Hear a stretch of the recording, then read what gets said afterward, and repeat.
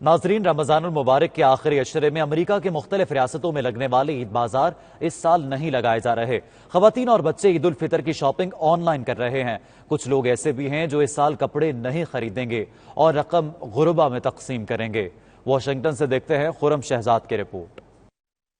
عید کی آمد ہے۔ عموماً ان دنوں عید کی شاپنگ زور و شور سے کی جاتی ہے اور خصوصی بازار سجائے جاتے ہیں، تاہم اس سال کرونا وائرس کے باعث کوئی ایک بازار بھی نہیں لگ رہا اور ساری شاپنگ آن لائن ہو رہی ہے۔ امریکہ میں اب تک کرونا وائرس کے باعث 87,000 سے زیادہ لوگ موت کے منہ میں چلے گئے، جن میں ہزاروں کی تعداد میں مسلمان بھی شامل ہیں۔ اتنی بڑی تعداد میں ہونے والی اموات پر ہر شہری کا دل افسردہ ہے۔ رپورٹس کے مطابق اب تک 2.5 کروڑ سے زیادہ لوگ بے روزگار ہو چکے ہیں۔ اس ناگہانی صورتحال میں کچھ شہریوں اور بچوں کا کہنا ہے کہ وہ اس سال عید پر کپڑے نہیں خریدیں گے، بلکہ کپڑوں اور جوتوں کی رقم ضرورت مندوں کو دیں گے تاکہ ان کے گھر کا چولہا نہ بجھے۔ السلام علیکم، میری طرف سے آپ تمام ناظرین کو رمضان کا آخری عشرہ بہت بہت مبارک۔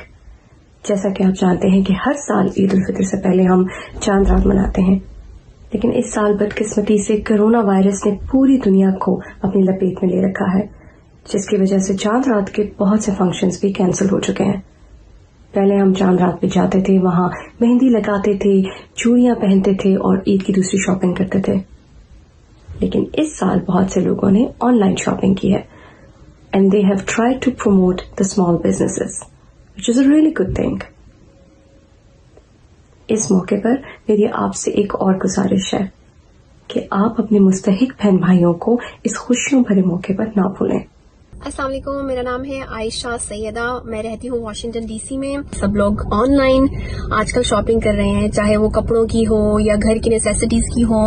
لوگ جو ہیں وہ ڈرے ہوئے ہیں اور باہر نکلنے سے گھبراتے ہیں، اور میرے خیال سے یہ اچھی بات ہے کہ وہ احتیاط کر رہے ہیں اور ہمیں احتیاط کرنی چاہیے ہے۔